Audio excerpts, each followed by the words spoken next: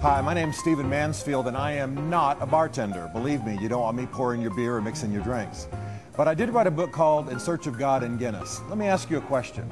If I told you there was a company which provided several doctors on call 24/7 for its employees, several dentists, several healthcare nurses, several massage therapists, if I told you that they provided reading rooms, if I told you that they provided a bank to help their workers buy homes, and they funded trips into the country, and they paid for burial services, and they paid for the education of all the children in the family, and a whole bunch of other things, if I told you all of those things, you would think I was talking about, I don't know, maybe Microsoft or Google.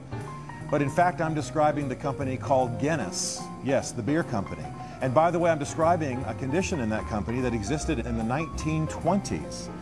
Those decades ago, Guinness was already taking care of their employees in a way that is really radical by modern standards, even though some companies are attempting to aspire to that standard.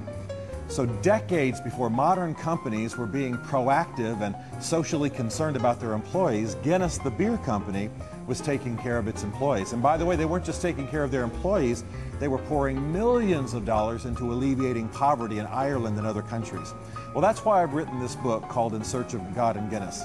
I love the Guinness story, the story of the beer, the story of the family that made such a difference for 250 years. But I also love the undergirding of faith that was there. The founder, Arthur Guinness, was influenced by John Wesley and really gained a social conscience through that movement happening in England.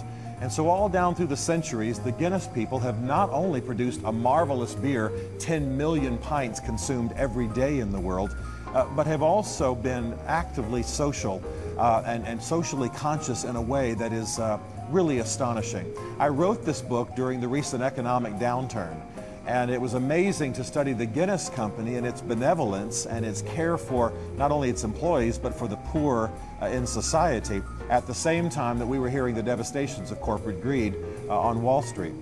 I think this story is fascinating. I'm not only thrilled that it's a story about beer, unashamedly, happily talking about beer, the history of beer, the history of faith and the church and beer, what beer has meant to society, even the amazing role that beer has played in early American history, the stuff they don't tell you in the textbooks.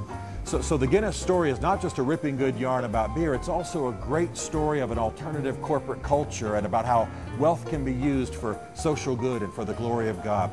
It's a faith story, it's a business story, it's a brewing story, and I think it really will provide an antidote, a breath of fresh air for those of us who are living in this culture.